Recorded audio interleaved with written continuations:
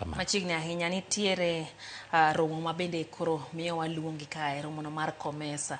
Ma en romo mar biro higni 30 nyaka ne chak riwruogni mar COMESA. Kenya en achiel kuom pinjego ma bende nochako riwruok ma kamae makelo pinje 21 e Afrika. Nyaka sani king'iyo malong'o, COMESA ni Kenya oseyudo ber mane?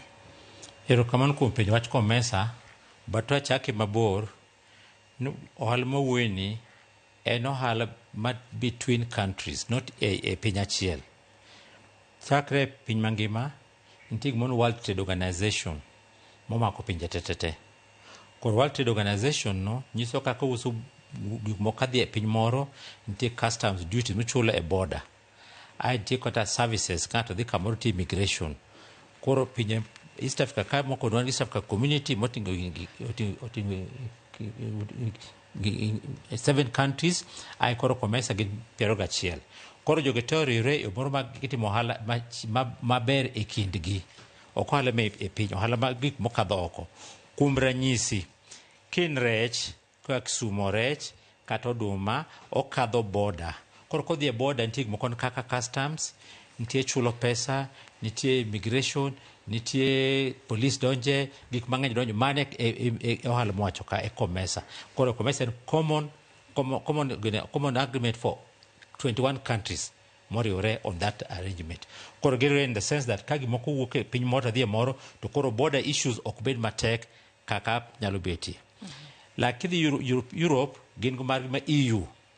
EU tingo 27 countries pinje 27 magiriwore achiel. Koro border margi idonjo freely kisechulo taxes.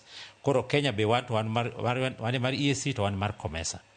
Koro tax biro ama. Ing'eno ohala ma dhi e piny ma moko donjo e piny moro, sirkal donje yen nikech sirkal dwa yudo pesa. Moko donjo Mombasa, nitie customs nyaka charge.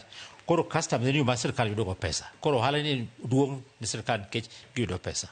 Mar ariyo, ka gidonjo e piny nyaka bed gin gik mabeyo kata maricho. Kikelo gima yien maricho, ka yien maricho kaka ma yath moko onego ti, to Poisons Board check kaka donjo e Kenya. Ka nitie weche moko kaka tuoche, ka jomoko mpox, koro border Busia igeng'o joma mpox okien donjo. Ndalo mane wan COVID ben mano notimre. Koro mano issues matimre e countries ka riwore duto common borders. Anyalo paro Kenya ka ndalo moko nitie ka nene oduma onge, ko oduma kowuok Tanzania kabiro chopo Manamanga kata Taveta tigego nikech ok gitwo maber, so aflatoxin nyalo hinyo ji. Koro mano ohala mar COMESA en ong'iyo rules chike mag ohala e pinje gi duto. Koro ken local trade but international trade.